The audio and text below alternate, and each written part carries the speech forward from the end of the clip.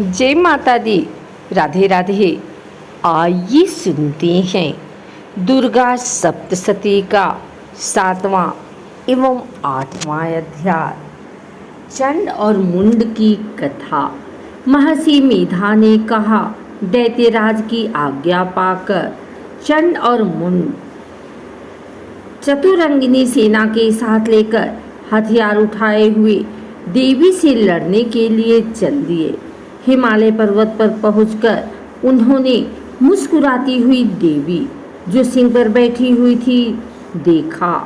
जब असुर उनको पकड़ने के लिए तलवारें लेकर उनकी ओर दौड़े, तब अंबिका को उन पर बड़ा क्रोध आया और मारे क्रोध के उनका मुख काला पड़ गया, उनकी भ्रुकुटियां चढ़ गई और उनके ललाट में से अत्यंत भयंकर तथा अत्यंत विस्तृत मुख वाली लाल लाल आँखें वाली काली प्रकट हुई, जो कि अपने हाथों में तलवार और पास लिए हुए थी। वह विचित्र खड्ग धारण किए हुए थी तथा चीते के चर्म की साड़ी एवं नरमुंडों की माला पहन रखी थी। उसका मांस सूखा हुआ था और शरीर केवल हड्डियों का ढांचा था, और जो भयंकर शब्द से दिशाओं को पूर्ण कर रही थी, वह असुर सेना पर टूट पड़ी और दैत्यों का भक्षण करने लगी। वह पार्श्व रक्षकों, अंकुशधारी महावतों, हाथियों पर सवार योद्धाओं और घंटा सहित हाथियों को एक हाथ से पकड़ पकड़ कर अपने मुंह में डाल रही थी, और इसी प्रकार वह घोड़ों, रथों, सारथियों व रथों में बैठे हुए सैनिकों को मुंह में डालकर भयानक रूप से चबा रही थी। किसी के केस पकड़कर, किसी को पैरों से दबाकर और किसी दैत्य को छाती से मसलकर मार रही थी। वह दैत्य के छोड़े हुए बड़े बड़े अस्त्र शस्त्रों को मुंह में पकड़कर और क्रोध में भरकर उनको दांतों में पीस रही थी। उन्होंने कई बड़े बड़े असुर भक्षण कर डाले, कितनों को रौंद डाला और कितनी उसकी मार के मारे भाग गए। कितनों को उसने तलवार से मार डाला, कितनों को अपने दांतों से समाप्त कर दिया। और इस प्रकार से देवी ने क्षण भर में संपूर्ण दैत्य सेना का नष्ट कर दिया। यह देख महापराक्रमी चंड काली देवी की ओर पलका और मुंड ने भी देवी पर अपने भयानक बाणों की वर्षा आरंभ कर दी और अपने हजारों चक्र उस पर छोड़े। उस समय वह चमकते हुए बाण व चक्र देवी के मुख में प्रविष्ट हुए इस प्रकार दिख रहे थे, जैसे मानो बहुत से सूर्य मेघों की घटा में प्रविष्ट हो रहे हों। इसके पश्चात भयंकर शब्द के साथ काली ने अत्यंत जोश में भरकर विकट अट्टहास किया। उसका भयंकर मुख देखा नहीं जाता था। उसके मुख से श्वेत दांतों की पक्ति चमक रही थी। फिर उसने तलवार हाथ में लेकर हूँ शब्द कहकर चंड के ऊपर आक्रमण किया और उसका केस पकड़कर उसका सिर काटकर अलग कर दिया। चंड को मरा हुआ देखकर मुंड देवी की ओर लपका, परंतु देवी ने क्रोध में भरे उसे भी अपने तलवार से यमलोक पहुंचा दिया। चंड और मुंड को मरा हुआ देखकर उनकी बाकी बची हुई सेना वहां से भाग गई। इसके पश्चात काली चंड और मुंड के कटे हुए सिरों को लेकर चंडिका के पास गई और प्रचंड अट्टहास के साथ कहने लगी, हे देवी, चंड और मुंड दो महादैत्यों को मारकर तुम्हें भेंट कर दिया है। अब शुंभ और निशुंभ को तुमको स्वयं वध करना है। महर्षि मेधा ने कहा, वहाँ लाए हुए चंड और मुंड के सिरों को देखकर कल्याणकारी चंडी ने काली से मधुर वाणी में कहा, हे देवी, तुम चूंकि चंड और मुंड को मेरे पास ला कर आई हो, अतः संसार में चामुंडा के नाम से तुम्हारी ख्याति होगी। 8वां अध्याय प्रारंभ। रक्तबीज का वध। महर्षि मेधा ने कहा, चंड और मुंड नामक असुरों के मारे जाने से और बहुत सी सेना के नष्ट हो जाने से असुरों के राजा प्रतापी शंभु ने क्रोध युक्त होकर अपनी संपूर्ण सेना को युद्ध के लिए तैयार होने की आज्ञा दी। उसने कहा, अब उदयाधूत नामक 86 असुर सेनापति अपनी सेनाओं के साथ युद्ध के लिए जाएं और कंबू नामक 84 सेनापति भी युद्ध के लिए जाएं और कोटिवीर्य नामक 50 सेनापति और धौम्रकुल नाम के 100 सेनापति प्रस्थान करें। कालक, दौहर, मौर्य और काल के यह दैत्य भी मेरी आज्ञा से सजकर युद्ध के लिए कूच करें। भयानक शासन करने वाला असुरों का स्वामी शुंभ इस प्रकार आज्ञा देकर बहुत बड़ी सेना के साथ युद्ध के लिए चला। उसकी सेना को अपनी ओर आता देखकर चंडिका ने अपनी धनुष की टंकार से पृथ्वी और आकाश के बीच का भाग गुजा दिया।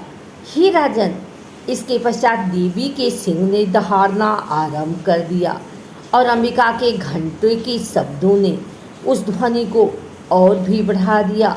धनुष की टंकार, सिर की दहाड़ और घंटे के शब्द से पृथ्वी और आकाश के बीच का भाग गूंज उठा और इसके साथ ही देवी ने अपने मुख को और भी भयानक बना लिया। ऐसे भयंकर शब्द को सुनकर राक्षसी सेना ने देवी तथा सिंह के चारों ओर से घेर लिया।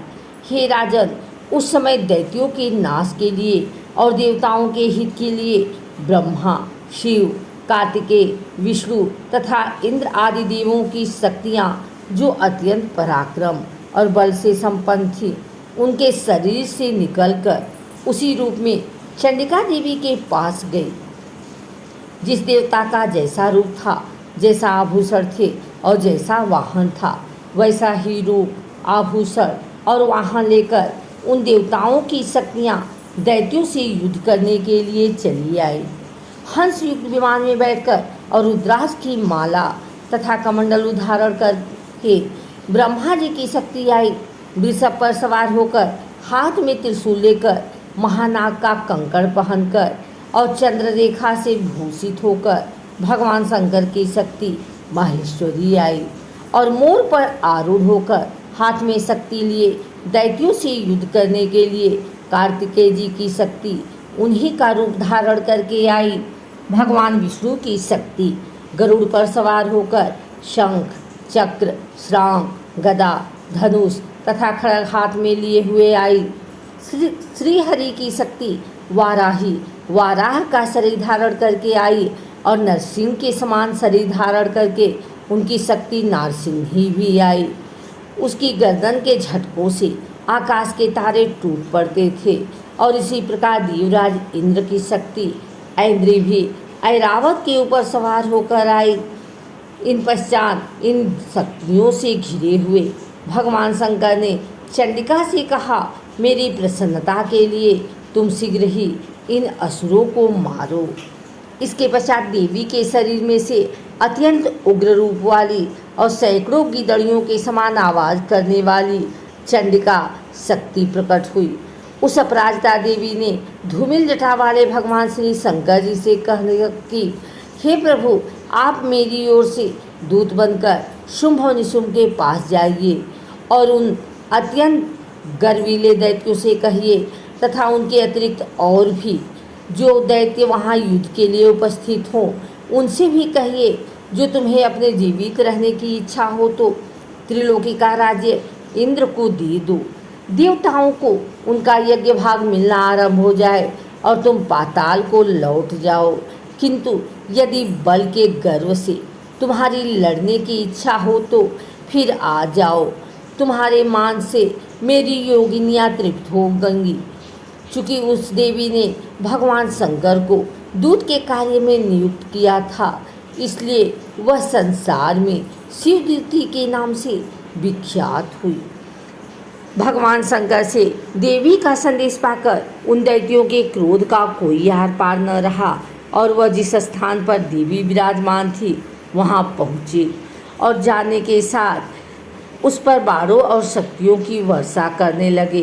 देवी ने उनके फेंके हुए बाणों, शक्तियों, त्रिशूल और फरसों को अपने बाणों से काट डाला और काली देवी उस देवी के साथ आगे बढ़ी।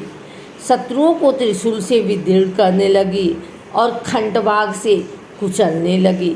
ब्रह्माणी जिस तरफ दौड़ती थी उस तरफ अपने कमंडलू का जल छिड़क कर दैत्यों के वीर्य व बल को नष्ट कर देती थी।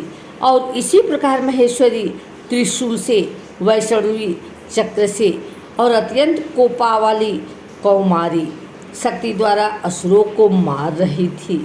और इंद्री के बाजू के प्रहार से सैकड़ों दैत्य रक्त की नदियां बहाते हुए पृथ्वी पर सो गए।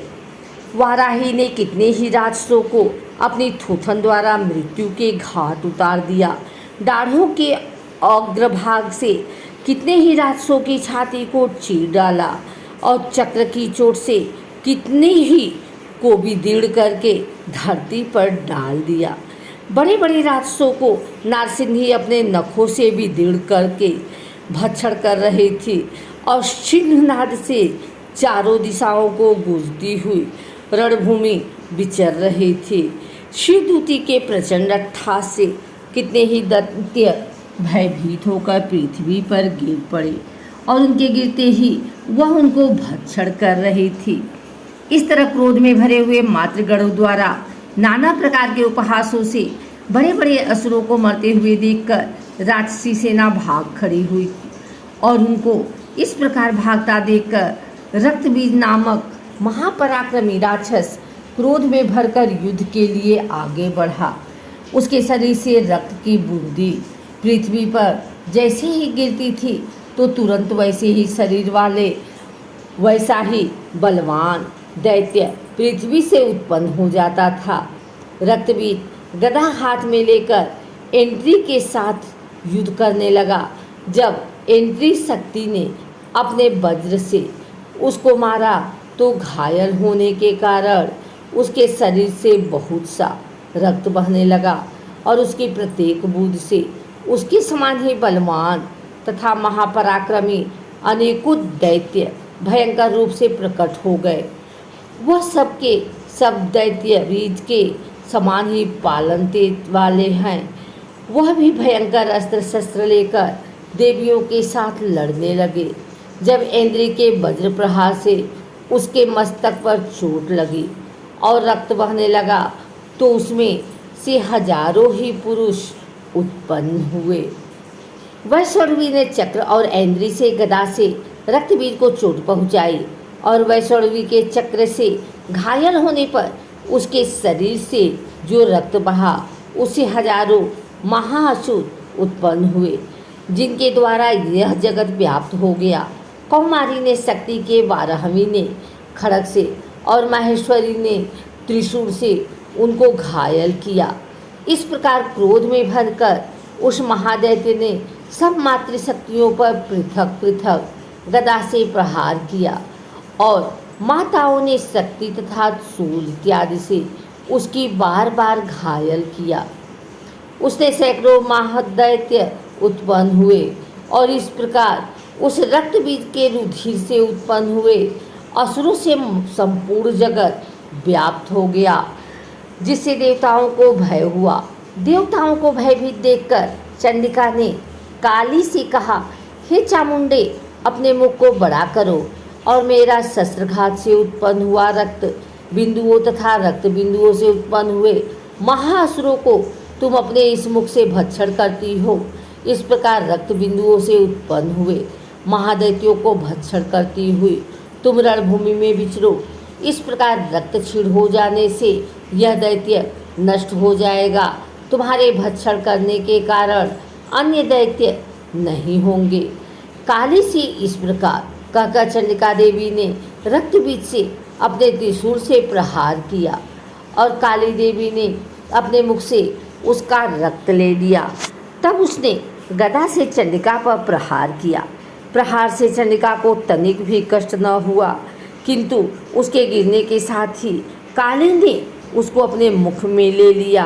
काली के मुख में उस रक्त से जो असुर उत्पन्न हुए उनको उसने भक्षण कर लिया और रक्त को पीती गई। तदंतर देवी ने रक्तबीज का जिसका कि खून काली ने पिया था, चंडिका ने उस दैत्य को वज्र, बाण, खड़ग तथा ऋषि इत्यादि से मार डाला हे राजन, अनेक प्रकार के शस्त्रों से मारा हुआ और खून से वंचित हुआ महादैत्य रक्तबीर पृथ्वी पर गिर पड़ा। हे राजन, उसके गिरने से देवता अत्यंत प्रसन्न हुए और माताएं उन असुरों का रक्त पीने के पश्चात उद्धत होकर नृत्य करने लगी।